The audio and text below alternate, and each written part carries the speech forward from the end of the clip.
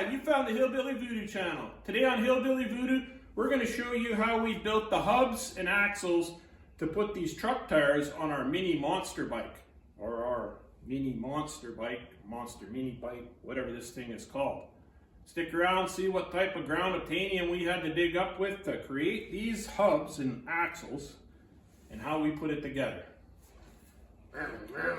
Do a burnout on the elongated muskrat and use the Cybertruck as a ramp to level up and team up with the big giant orange dildo with the red hat and fight the snow Mexicans and protect the world from the evil vegetable picking cartels. Woohoo! Now for those of you just finding the channel, we're attempting to build a mini bike or a monster mini bike out of the stuff that we have laying around here on the ground, what I like to call ground obtainium. So far we have built a frame out of trampoline pipe from an old trampoline that was left on the side of the road. We found some motorcycle forks off of a bike that was left in my yard, built a new triple clamp. Now today we are going to have to figure out how we're going to mount these car wheels or truck wheels with an axle on our bike. Now these wheels have a pretty massive offset, like inset I guess I should say. And we have to build an axle and hub that will work with what we got going on here. Why did I use these rims? Well, because they were free for one thing, and the tires were free. So I think to date, with everything on this project, we have less than $5 worth of grinder wheel consumables into the project. Now what we're trying to do with this whole project is build a bike that anybody with a welder and a grinder could more or less build. No specialty tools, maybe a drill press once in a while, just kind of really basic fabrication so that anybody can do it out there. So I think the first order of business is to find ourselves some bearings and maybe some material that we can build an axle out of, some flange plate so that we can mount the wheel to the axle. So let's dig around in our piles and see what we can come up with. Now there's been some really stupid comments as of late about how I build everything out of junk. Well, if you're one of the people that are making the stupid comments like that, you're obviously not aware of what the Hillbilly Voodoo channel is all about. We're about not spending money on lick and stick parts and putting stuff together. We're about trying to build things ourselves, trying to create something. Even if we're copying somebody else, trying to create something ourselves out of what we have laying around. Now that being said, not everything I have is laying around in piles. Sometimes it's laying around in buckets. Now this is my bucket of bearings and bearing housings and bearing paraphernalia. Absolutely nothing in this bucket is 100% good or new. It's usually parts that have been taken out of other things that were being fixed, and they're good enough, but not good. So let's dig around in here and see if we can find some bearings that will work for us. We have all kinds of spindle housings from lawnmower decks. Now the trick I think we're going to be is finding 4 bearings that are the same in here. So let's dig out most of the bearings that we have, or all of the bearings that we have, and at least try to find 2 and 2. So 2 that are the same for the front axle, and 2 that are the same for the back axle, and then we'll go from there.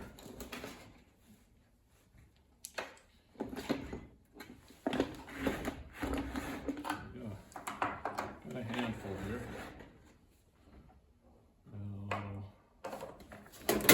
Oops. Those 2 are the same.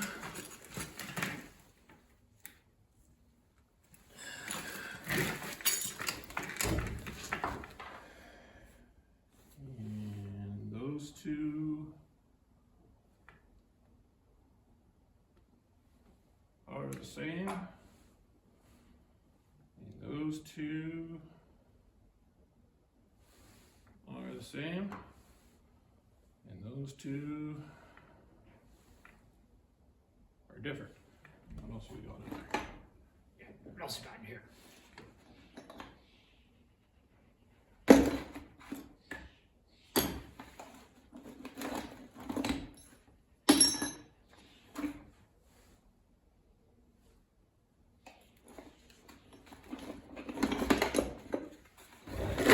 Looks like our bearing supply is getting pretty low here.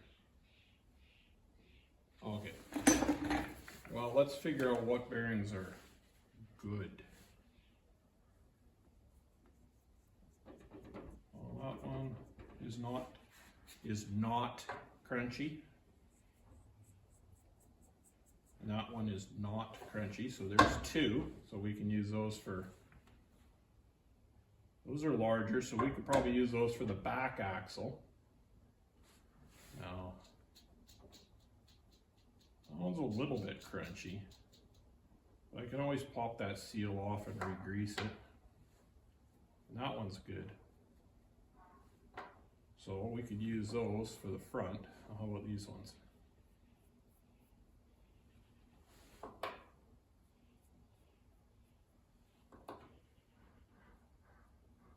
Well, those three are good. But they're kind of on the small size, so yeah, let's go with these ones. Okay. We'll put that bucket right there so we can fill it up full of grindings and welding spatter and all kinds of other things so that these bearings are really well seasoned when we go to use them. Now what do we need to do? We need to figure out some tubing or pipe that we can put these bearings in to make our axle out of. Like, you know what I'm saying? Bearing on either end, a flange somewhere. It won't be right in the middle because of the inset of that rim, so make a flange that will fit the bolt pattern of that wheel. Yeah, so let's go out, dig around in the piles and see if we can find, well, obviously we're gonna have to find two different sizes because we got two different size bearings, but let's go see if we can find some material that these bearings will fit inside. Now, I am pretty sure that I have, see that pipe is almost exactly the same size as that bearing. So I have a lot of this pipe around in shorter chunks. So if I can find a piece of pipe that will slide over this bearing and over this pipe, because they're pretty much exactly the same size, the pipe is a little bit bigger. Yeah, yap. If I can find a piece of pipe that this bearing will fit inside, then I can sand this pipe down enough to put that bearing, yeah, build kind of like a bushing. Is that making sense to you guys? I hope it's making sense to you guys. It's making sense to me. So let's go see what we can figure out for some pipe that these bearings will fit inside. I got our two bearings here. Now let's go out and see what we can find in the piles of ground obtainium that these will fit inside, or close to anyways.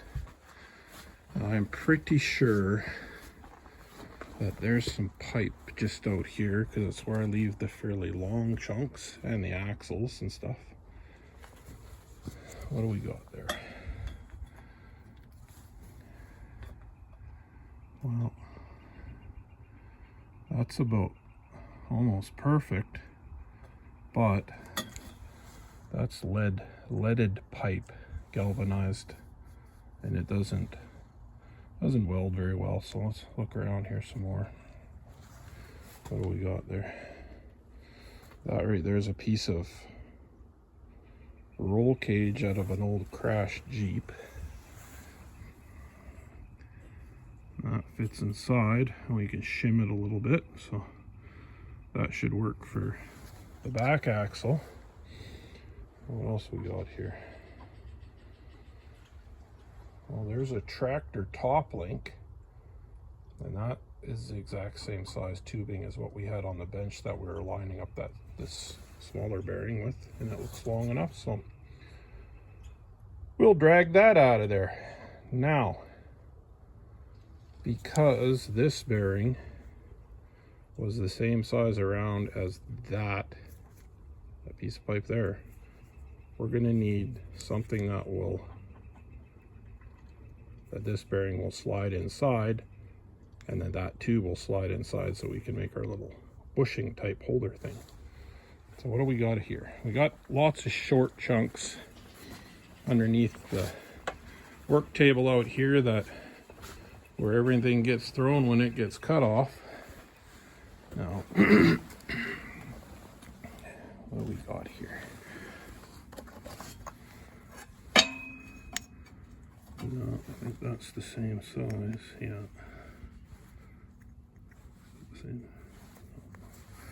Not right.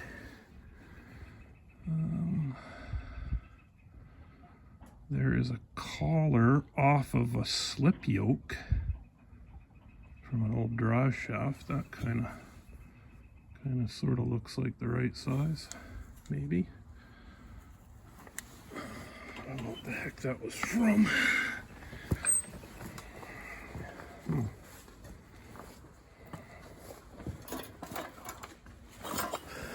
Okay.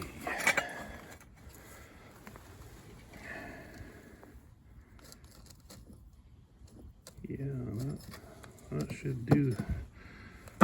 Ooh, where we going here? Well, that's tight, but we should be able to sand that hole out and get it in there. So we'll take that. And if I remember right, there should be another piece similar to that over here somewhere. No, that's not it. Yeah. I'll dig around under here for a little while and see if I can. Oh, hey, wait, it's right there. Yeah. See, there was slip yoke splines in there, and this had some type of seal, I believe, inside, and it was on a drive shaft. But it's metal, and it'll work for what we're doing. So let's take this stuff into the shop and see what we can create out of it. Well, I got that top link here, and I'm going to cut it down to the size that I need.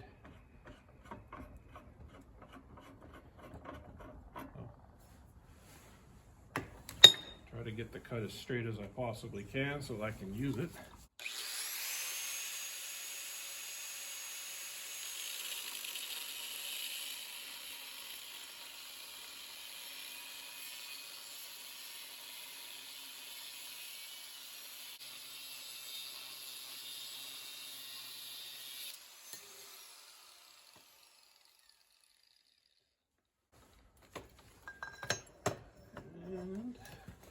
And we will stick that threaded part back on the top link so that we know where that is when we need to build another top link out of it. Yeah.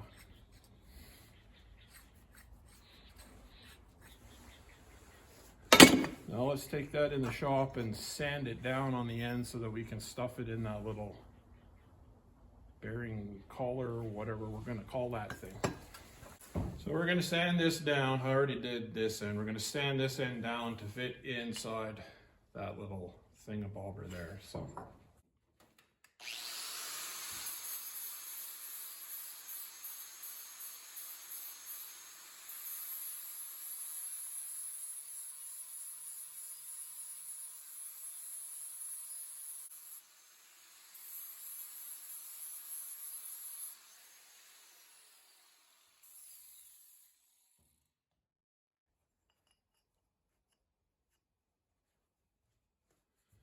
Well, it looks like that did the trick. Now, let's make sure that bearing fits inside that hole and we don't have to sand out the inside of that.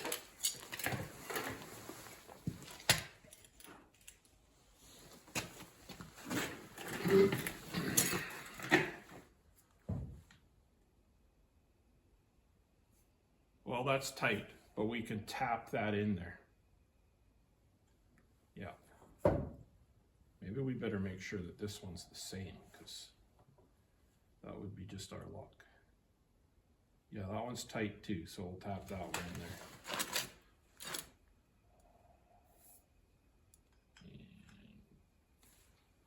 And that's tight too, so there's our axle, bearing in either end. Now we need a flange on there to mount that wheel. I guess we should build the flange before we weld these pieces on here. Well, I guess technically we don't need to weld them on there because they're pressed on, right? So now we'll weld them on, but we should build the flange first, because then we can make the hole in the flange the same size as the pipe, because this is bigger around, right? So yeah, that makes sense. So I'm going to run outside and grab a piece of plate off the ground, because I seen one underneath that bench right when I was digging around for these, but I didn't grab it. So let's go grab that and make a circle out of it. I measured the back hub, or measured the hub of our wheel, and I figure about a 6-inch circle will be good. Now I have 2 of these pieces of metal. I found them when I was out taking the dog for a walk. They're on the side of the road, and they're fairly close proximity to each other, so I'm pretty sure that whatever they fell off of probably needed it, but now they're mine. So let's see if we can get a 6-inch circle out of this.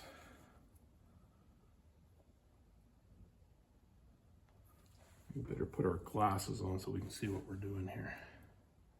Now there is a hole drilled in the middle of that. It shouldn't matter. I mean, we might even be able to use that as one of the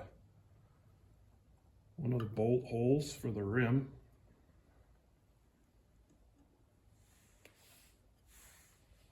And there is a scabby, rusty part here, so we'll try to avoid that.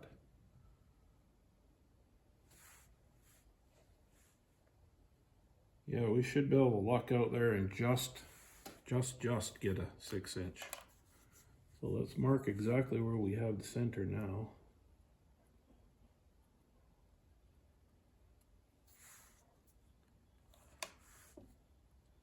And let's trace us out a circle. You're probably not going to be able to see this circle because I'm tracing it out in pencil, but I will trace it out in felt pen so that I can see it. Oh, we're just going to miss that crusty edge there. Okay, let's trace that out with the pen so that we can actually see it.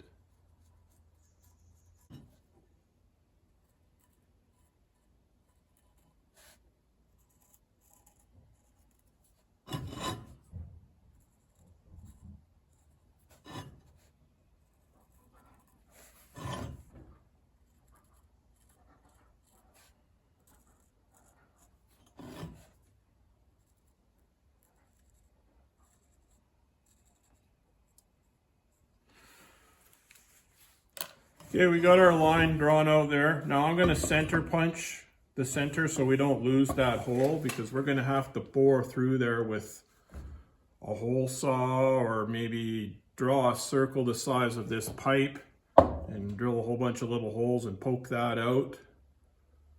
Now, if you have a lathe, which I do, then I would do all this on the lathe. But seeing as how we're trying to not use any specialty tools, then we're going to find an alternative way to do this. So let's punch that out. We can find our center punch. There it is.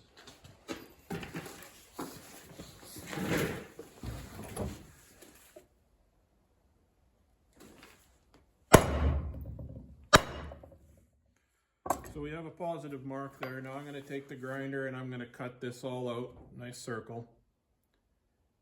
And then we're going to figure out how we're going to make that size hole in the center of it.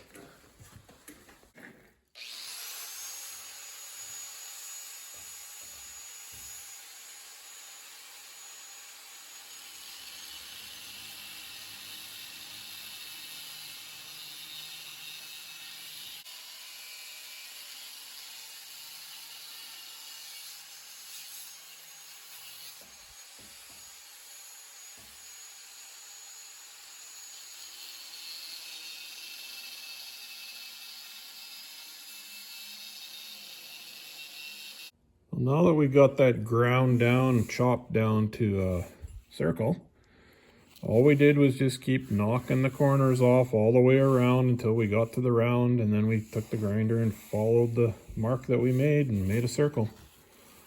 We got our center punch mark in the center there. Now we found a hole saw. I guess this is kind of a specialty tool, not really, but yeah. That is just a little bit smaller around than that pipe. You can see it's really, really close. I don't have one that's exactly the same size, but that should be okay. What we're going to do is bore a hole through the center here.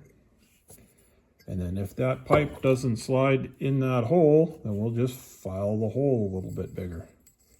Keep filing it till the pipe goes in. Is this going to be perfectly exactly true? And no, but we're not going a million miles an hour, and I'm pretty sure that even if it was 100% perfectly true and round and all that crap, the first time we take it out and pile it into a big pile of rocks or stumps or whatever we're going to end up doing to this thing, it's not going to be round and perfectly true anyways. So let's bore that hole through there and see if we can get it as close to that pipe as possible. And if not, we'll file it out.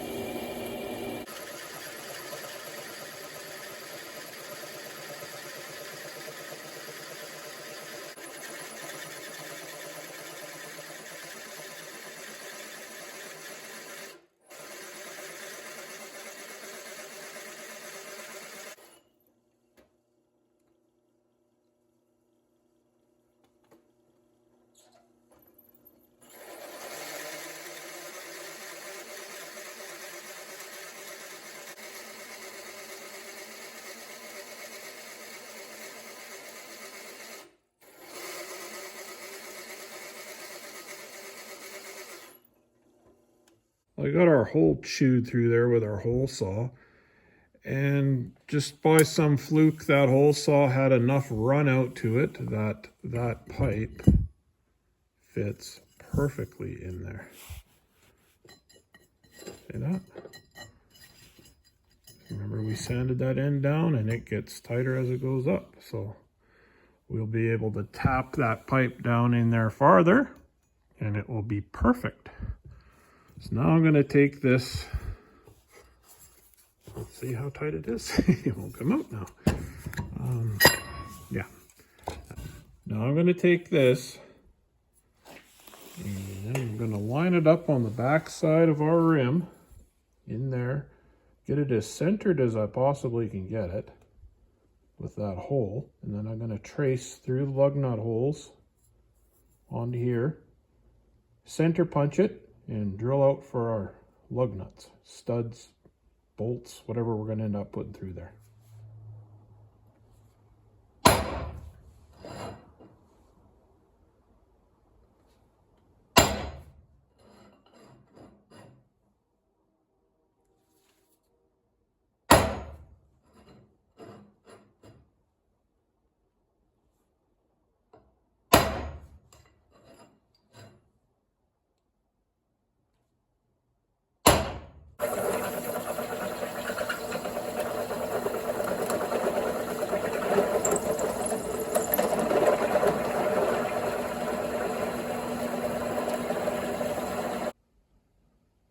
Got all our holes knocked in there now, and I've put it on our little shaft thing there and welded it in place. Hopefully it's in the right spot.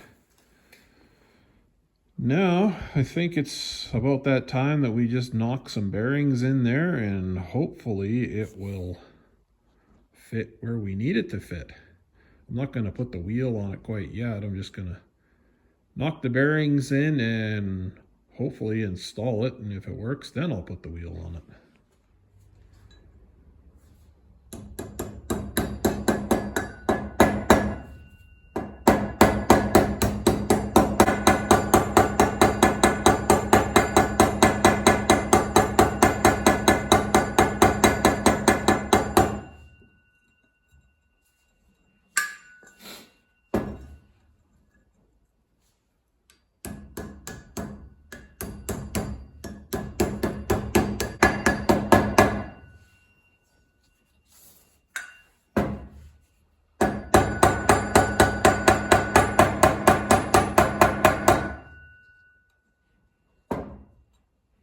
see if we made a thing or not.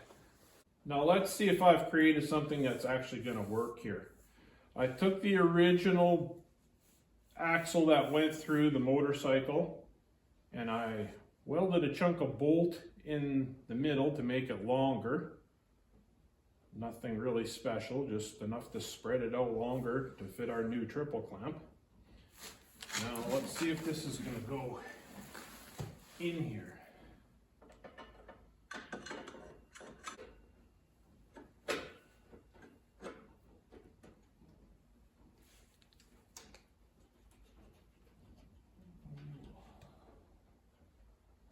Tighten that up a little bit.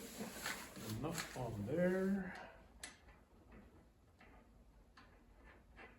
This is a stover nut, jam nut, so it won't back its way off. The way this axle works, or the way these triple clamps work, is this bolt here tightens up on this side and pinches against that, so the axle itself doesn't rotate, so you don't have to worry about the nut backing itself off.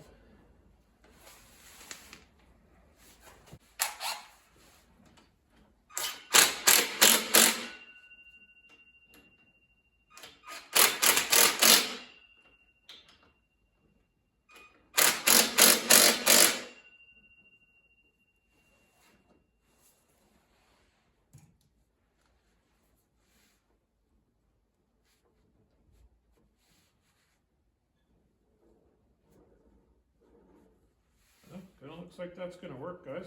So let's put the tire on there, or the wheel, and hopefully we got this offset part right here. Yeah, that kind of looks like it's going to be a real thing.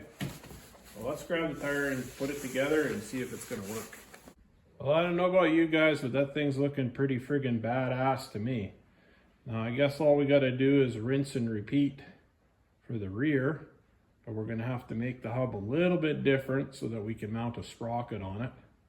Now I haven't quite decided whether I'm going to put a brake on the front of this, so I'll show you what I've done here. I've left this collar here not welded on, just tapped on. Remember, that's got our bearing on the inside, so that I can make another flange that slides over here, and then we can slide that collar back on. Right now the bolt and everything is holding all these pieces together. Probably don't have to weld that, or tack it at least, but yeah, we've left it like that for now. Yeah, it looks pretty good. Got a right center. Cool. So like I say, let's rinse and repeat for the back and see how that one turns out. Hey, if you guys have made it this far in the video, then you're probably totally into what the Hillbilly Voodoo channel is all about. You should go subscribe right now so you don't miss out on any of the cool stuff. And well, if you're a Democrat, maybe you could stand up and pull the thumb out of your ass and find yourself a Republican that's not licking boots. Get them to suck the shit off of that thumb and give me a thumbs up. Now let's go back and build some more cool shit. I've kind of more or less rinsed and repeated for our axle shaft thingy for the back. It was a little bit easier because I found a piece of pipe. You remember these bearings were different size than the front one. Found a piece of pipe that these bearings fit in. Well, they were loose in there, and I just took another small piece of metal and wrapped it around the bearing. Stuffed it in there as a shim, so those bearings will tap in there now, do their thing. So what I need now is the flange to mount the wheel on. So yeah, a flange to mount the wheel on and a flange to mount the sprocket on. Now I think that I'm going to connect these two flanges with a piece of pipe that slides over, or piece of tubing, whatever the hell you want to call this round stuff, a piece of tubing that slides over the top of here. I'm going to connect that flange for the wheel and the flange for the sprocket together on that piece of pipe, so that when we're transmitting the power through the sprocket, it's being transmitted through that that piece of pipe to that other flange instead of just having this thinner piece of pipe. You guys know what I'm saying here. So it'll be our wheel flange, our sprocket flange, and then maybe when we get to the idea of building brakes, we can put another flange. Anyways, let's go find ourselves a piece of steel that we can make another round wheel flange out of. A piece of pipe that'll slide over here, and then another piece of steel that we can make our sprocket flange out of. So let's go dig around in the piles of ground obtainium and see what we can find for something that's going to slide over this pipe first. And maybe some pieces of plate that we can build. Yeah, you know what I'm saying. Let's go do it. So we're going to need to know the distance between the back side of this rim flange wheel mounting surface to the outside edge of the tire, where we're going to have enough clearance in between those two flanges, right? Because we need the flange that the wheel's going to mount to, the flange that the sprocket's going to mount to, maybe a little bit of clearance for the chain, that type of thing. So we'll measure here what the length of pipe or tube or whatever it is going to have to be. We got 6 3/4 inches from the wheel mounting surface to the highest bump on the edge of the tire. So if we give us another, how about 3/4, well no, if we find a piece of pipe that's 8 inches long that will slide over our axle, that should be plenty of room. Hopefully. 8 inches will be right about there. That'll give us approximately 1 inch between the edge of the tire and the center, or the edge of the sprocket. So 8 inches should be good. Let's go find ourselves a piece of pipe that will slide over our axle that's 8 inches long. Now I'm pretty sure when I was digging around under there looking for those other short pieces, there was another piece that might slide over that axle. That's, I think it was, oh, it was longer than that anyway. So let's go see if it's the right length. Now I marked a line on our little axle here that's 8 inches in, because we're going to go to the piles of ground obtainium. We're going to find a piece of tube that slides over there. And if I bring my tape measure with me, chances are pretty good that I'm going to put my tape measure down somewhere and forget where it is. So now I'll only have to remember how to bring this back and whatever piece of material we find. So when we were digging around under here earlier, I seen some tubes. Oh, that one ain't 8 inches, so that's not going to do us. And it's too big anyways. And that's too small. That's way too big. There's something right there. And that looks like it is just about perfect. But is it 8 inches long?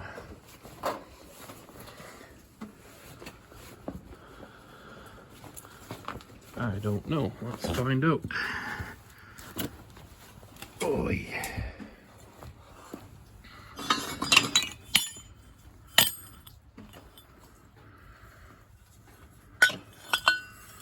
Where's our mark? There's our mark. Is that 8 inches long? Yes, that's 8 inches long. So take that in the shop. Is that 8 inches long? Did I mark my mark right? Yeah, that's 8 inches long. Is that gonna fit over there? That's a pretty scabby piece of pipe, but yeah, shit, that fits in there perfect. Okay, let's take that inside. Now there's a, underneath that brake there, there's a piece of flat plate, we'll take that inside too. Use that for a flange. And there's another piece right down in there that we can use for a flange. So we'll take those two pieces and get to creating here. Now I went ahead and made our flanges exactly the same way as we made the other ones. Just circle, grinder, drilled the holes for our bolt pattern for the wheel.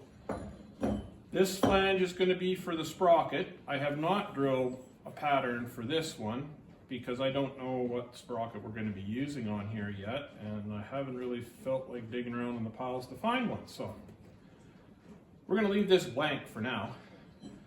Cut the center holes out with the hole saw. They fit over our axle pipe very tight. And I cleaned up that piece of pipe that we found underneath the bench, and that fits over there. Well, it's pretty tight. It's not as tight as the... So, my whole theory here is, if we assemble this, like this, something like this. Get this to slide together like that. And we'll put that in there like that. Like that. Like that.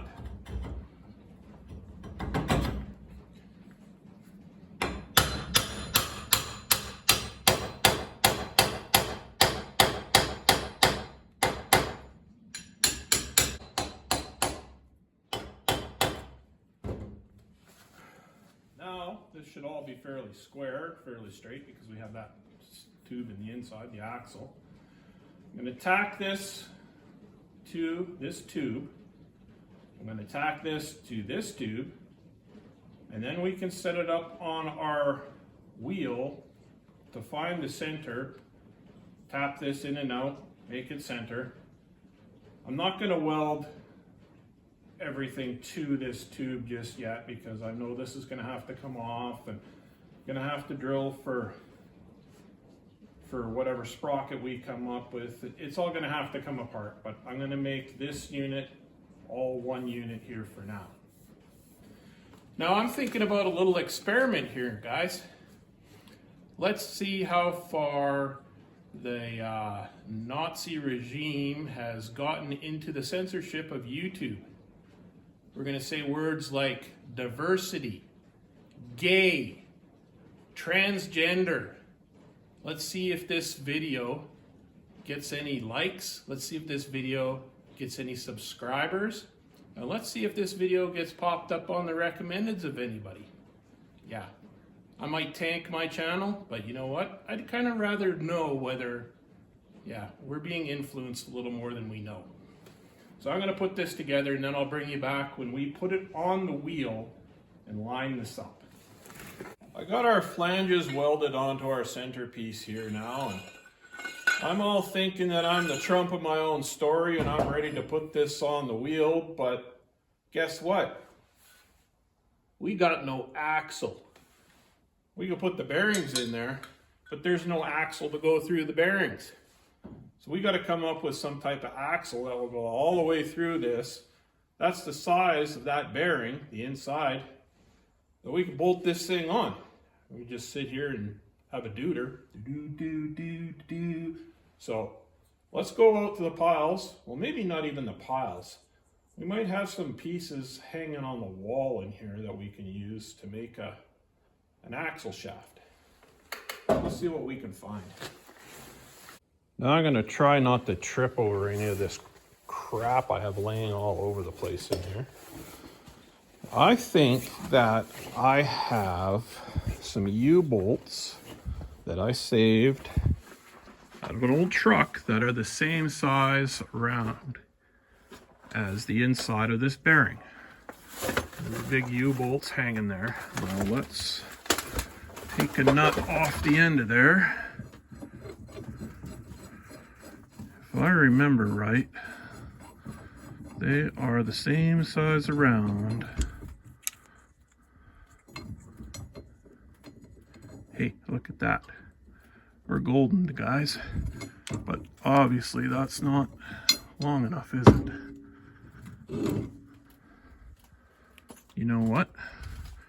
We're going to chop off the U part and we're going to weld both of those straight parts together in the length that we need. Does that sound like a good idea? Well, I don't know if it's a good idea or not, but it's the only idea I got, so we're going to go with that. So what we're going to do here with this U-bolt is cut it there, right where the bend starts. Then we're going to determine how long we need it, judging on that axle. And we're going to cut enough off of the next one to make up that length, with probably about that much sticking out either side so that we can slide it in and out of the back of the frame kind of thing. Why not just chop both off? Well, because we might want to use the rest of this for something else at a later date. Whether we do or not, who cares? But if we chop them both off here right now, and we only end up, we're just going to have this little tiny, yeah, you know what I'm saying. Try to optimize what we have. Even though it's crap, it's garbage. Anybody that cares, this is a U-bolt out of a Fruenhof low bed trailer. That was a sprung trailer that was freshly put together after somewhat of a paint job restore. And the trailer rolled upside down and kinked it all up, and the U-bolts were only about maybe 2 days old when that happened, so when I stripped it all apart, I kept them. Blah, blah, blah. Who cares? Let's chop this up. I'm going to bevel the hell out of it, weld the two ends together, and make ourselves an axle.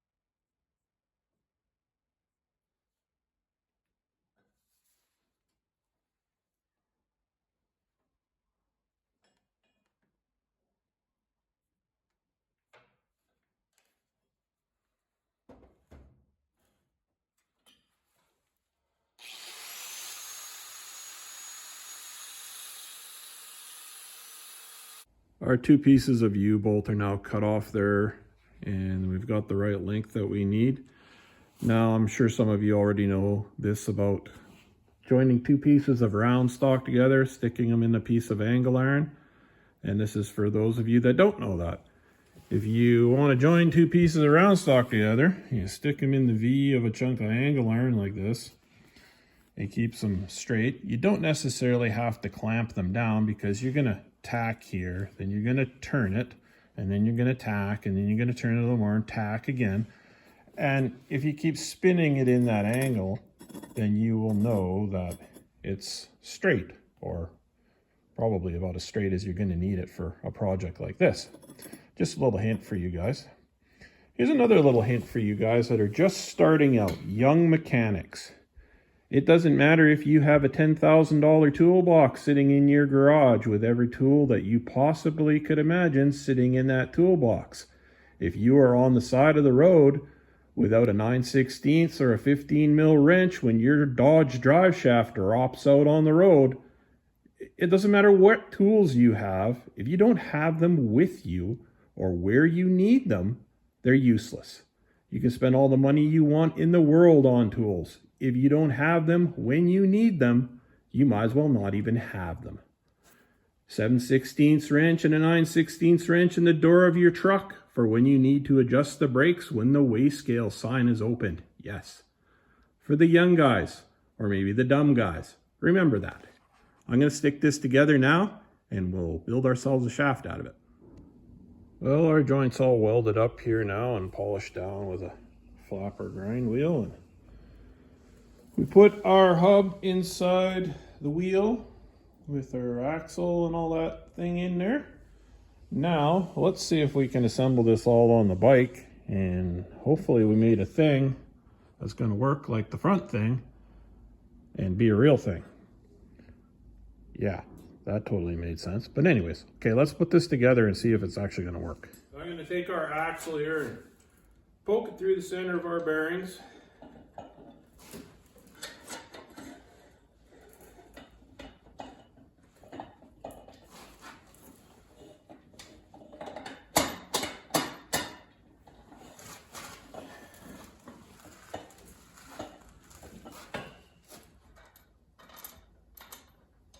Put a nut and spacer on the end of it. Now you guys cross your fingers and hope that I measured everything correctly here and that this is going to go in.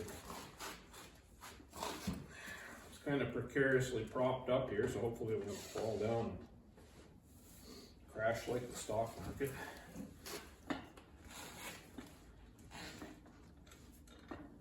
Now while I'm sticking this together, I'd like to send some prayers out to the people down in the deep south that have lost loved ones. You know the weather's been kicking the shit out of you, but hang in there. Things can't get any worse, they'll only get better.